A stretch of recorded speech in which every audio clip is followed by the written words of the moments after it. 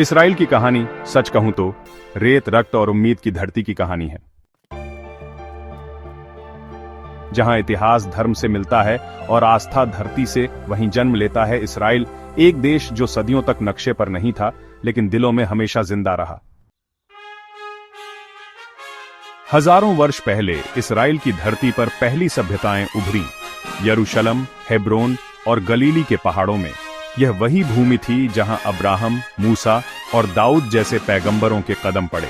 यहूदी धर्म के अनुसार यह भूमि उन्हें ईश्वर द्वारा वादा की गई थी, प्रॉमिस्ड लैंड। यरूशलेम तीनों अब्राहमिक धर्मों का केंद्र बना, यहूदियों, ईसाइयों और मुसलमानों के लिए पवित्र।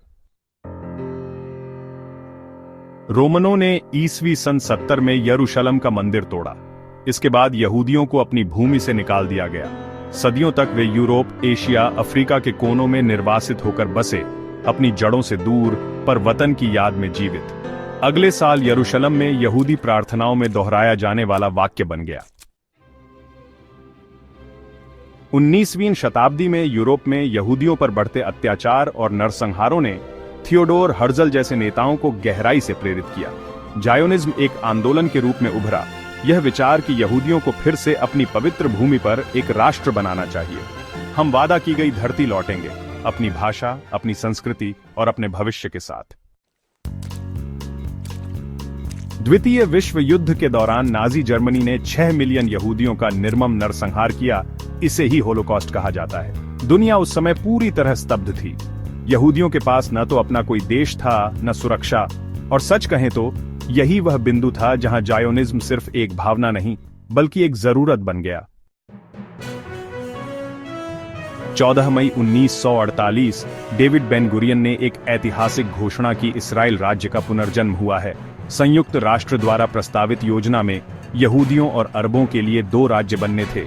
यहूदी पक्ष ने इस योजना को स्वीकार किया, जबकि अरब पक्ष ने इसे नहीं माना।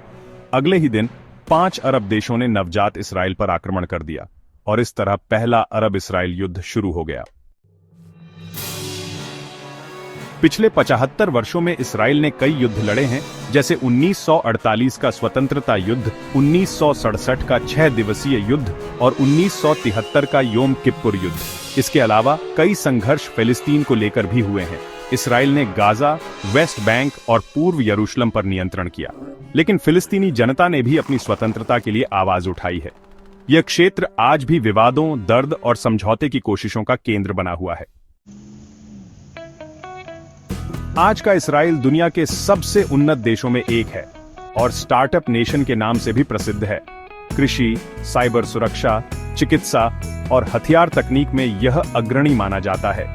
यहां यहूदियों के साथ साथ अरब इसराइली, ड्रूज, ईसाई और कई अन्य समुदाय भी रहते हैं। इसराइल केवल संघर्ष की भूमि नहीं है, यह उम्मीद और अस्तित्व की भी प्रतीक है। जहां एक ओर यहूदी इसे पुनर्जन्म की धरती मानते हैं, वहीं फिलिस्तीनी इसे नकबा यानी विनाश कहते हैं। शांति आज भी एक सपना है, लेकिन एक ऐसा सपना जिसे न इसराइली भूले हैं, न फिलिस्तीनी।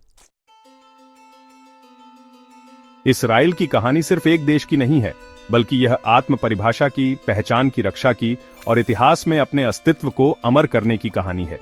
यह भूमि अब भी चुप नहीं बैठी है, यह हर दिन अपने भविष्य को आकार दे रही है।